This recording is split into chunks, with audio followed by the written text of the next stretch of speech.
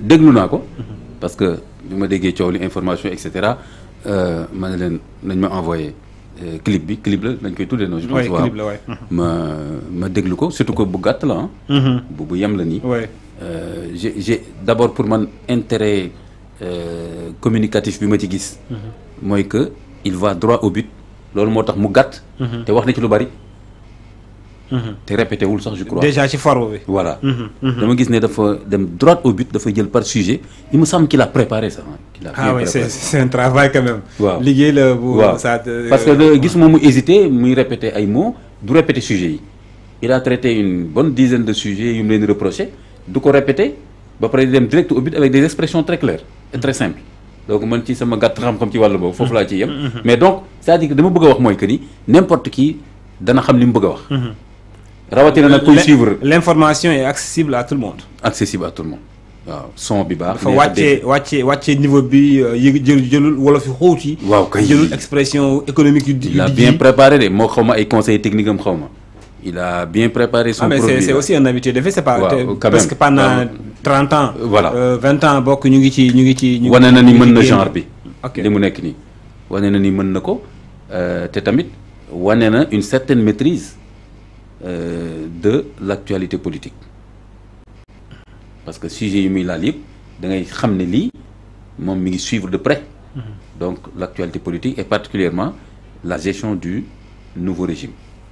parce que xoolal ñoom la ciblé directement man gisuma ko benn yoon mu tudd beneen segment de la société par exemple su ko neexoon mu ne yenn imam yaa ngi fii di wax yoo xam ni du loolu lañ war a wax ci seeni xutba wala daal di wane ni élèves yaa ngi fii di tricher et cetera yooyu yëpp xam na ko mais on sent bien que dafa cibler la gouvernance du nouveau régime ah parce que wax na sax ba reprocher leen que ni li ngeen bëgg gàll yëpp ñi fi nekkoon ah nit ñaa ngi commencé nag jaaxle ci ne effectivement yu ci bëri yu ngeen doon wax sax demeewul woon noonu et cetera donc je me suis dit que il a très bien préparé son produit là. Et il a ciblé vraiment la gouvernance du régime actuel c'est-à-dire mayu leen fenn fu ñu mën a waxee ni non. amul prox ndoll bu mu leen jox. pour échappatoire. waaw gisuma ko de donc vraiment ci wàll boobu je trouve que c'est un produit intéressant en termes de communication publique. dégguma ci waxu ñàkk teggin ak yoo xam ne et cetera donc je pense bien que benn contribution la. contribution citoyenne boo xam ni jóge na tam ci fi mu war a jóge ak ñoo xam ni yàgg nañ topp la chose publique depuis il faut pas que militants yi mel noonu nañ tontu lu leen neex mais il faut pas quand même ñu jéem a def la leçon Ibrahima à Y'en a marre ak ñoom cat yi ñii dañoo yàgg topp yëf yi avant sax Pastef di créé wu en tant que parti politique. xanaa xamoo ni mën nga wax ni ñoom Y'en a marre yi bokk nañ sax ci ñi nooyal penc mi. ba ay Pastef yi mën a émerger. Y'en a marre bi Y'en a marre mooy lan. fippu. contesté nañ fi lu ne. contesté nañ fi régime yu fi jàll je crois que depuis Abdou Diouf je crois que ñoom. depuis non Y'en a marre ci Abdoulaye Wade ci Abdoulaye Wade la juddoo en tant que mouvement. Ouais. mais les acteurs quand même ñi composé loolu ñooñu ils ont été dans la contestation depuis quand même Abdou Diouf. Voilà. à savoir Kër gi à savoir yeneen i rapports yi nga xamante ne également ñu ngi fi. ba pare amoon ci ay nit yoo xam ni sax. ils étaient balèzes sur le plan intellectuel. boo jëlee ki sant Baro xaw ma nu mu tudd encore. Fadel Baro. voilà par exemple gars qui écrit bien qui parle bien donc loolu dafa mobiliser woon jeunes yi même soo gisee sax le nouveau type de sénégalais. ñoom ñoo ko fi créé. NTS. am na ay temps je pense que est-ce que du woon USAID am na benn kii bu leen doon financer ay épisodes yu ñu doon def au niveau de la télé RTS je pense. ci affaire citoyenneté. di jël ay sujets yu am importance pour sensibiliser nit ñi donc. il faut pas que waa Pastef par exemple bëgg néewal yooyu maanaam suñu juumee ci lecture bi rek ni ma sama benn xarit di waxee tout le temps mu ne ma imam il faut faire toujours attention lu xew rek bul juum ci lecture bi parce que boo fàttee yenn éléments yi rek wala amoo recul historique bi wala amoo vision bi rek da ngay juum ci lecture bi boo juumee ci lecture bi nag après tout le reste devient incohérent donc suñ jàppee nii rek benn waay la nii rek bu ñëw rek bëgg a song Pastef wala dañ koo jox dara wala dañ koo joxul li mu bëgg yu mel noonu dañuy juum ci lecture bi mais je pense que benn critique citoyenne la def de la gouvernance actuelle du pays su fekkee ne nag léegi waa Pastef ils sont assez organisés assez humbles assez ouverts d'esprit et qu'ils acceptent un débat public am na nu ñu mën a doxalee ak single bi su fekkee nag ñoom beneen état d'esprit lañ nekk Ibrahima man nag loolu wax dëgg yàlla du ma ci mën a sori.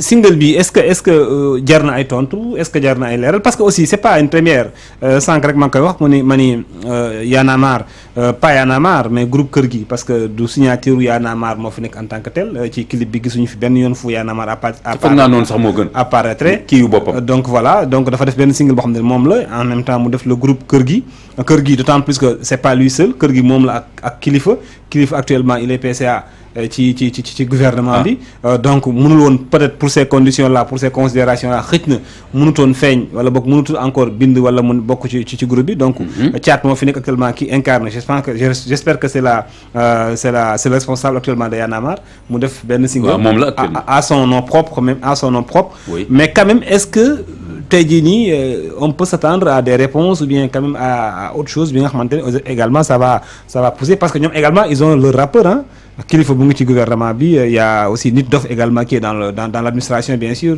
qui sont des PCA.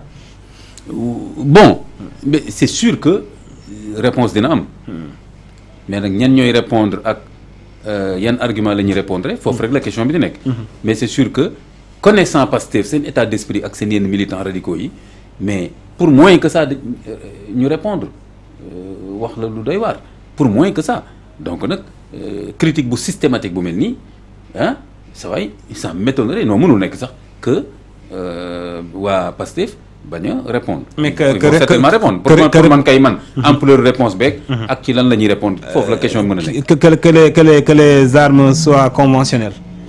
man nag ce que j'aurais souhaité mooy loolu man souvent yu mel ni suñ ko waxee dégg ngeen tout le temps fii dañuy wax benn affaire nga ne ma imam wala ma ne ma kii ma ne la c'est très intéressant waaw. et l'impact parce que dès l'instant que mu nekk un produit public. mu nekk lu ñu teg ci penc mi rek je trouve que c'est intéressant su fekkee dañu bëgg a silvisser teg réew mi ci yoon. ndax mën na am impact genre single yi ñu jëkkati ko ci benn contexte. waaw ndax mooy waa Pastef ci opinion mooy yenn militant Pastef yi mën nañu wax ne saa waay nañ nangu nag nañ nangu yenn yi nañ nangu de Thiat li mu wax nañ nangu quand même peut-être du ma nangu Thiat maa ngi wax comme ku nekk Pastef quoi. du ma nangu lee ak lee li mu wax je trouve que peut-être critique bi dafa teel.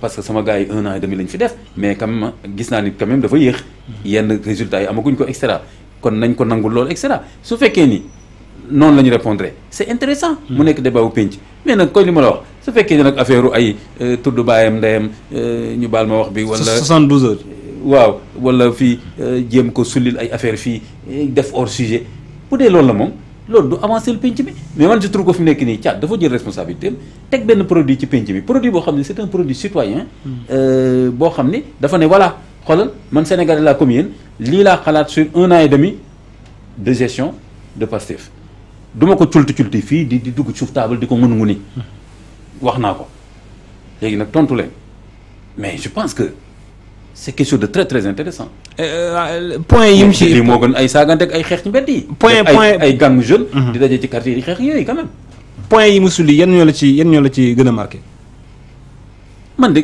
critique bi de façon générale ànd naa ci critique bi ci li ci gën a am solo et je pense que ñu bëri ñenn ñaa ngi koy xaw a jéem a wax ñenn ñaa ngi koy wax ñenn ñaa ngi koy ngunu ci suuf mooy que ça ne marche pas globalement ça ne marche pas léegi nag yi mu wax yu bëri daanaka discuter nañ ko fii point par point et cetera donc globalement d'accord naa ci critique bi mooy que le pays va mal et d'ailleurs je me demande est-ce que les pouvoirs publics actuels mën nañu bañ loolu mën nañu réfuter loolu est-ce que réfuter nañ loolu bu fekkente ni ils ont mis en place un plan de redressement économique. Ça veut dire que donc ça veut dire que redressement ne veut pas dire développement ne veut pas dire émergence du tout donc bu fekkente ni plan boobu am na ce qui veut dire plan bi kon mooy wane ni nangu nañ ni réew bi doxut maintenant le problème maintenant mooy que ñoom dañuy jàpp ne ñi fi nekkoon voilà l'explication ñoo yóbbu réew mi ci l'explication loolu tam day yomb trop est-ce que tey jii nii ni ko waaj waxee sànq est-ce que tey jii nii le régime actuel doit se comparer au président Macky Sall wala ils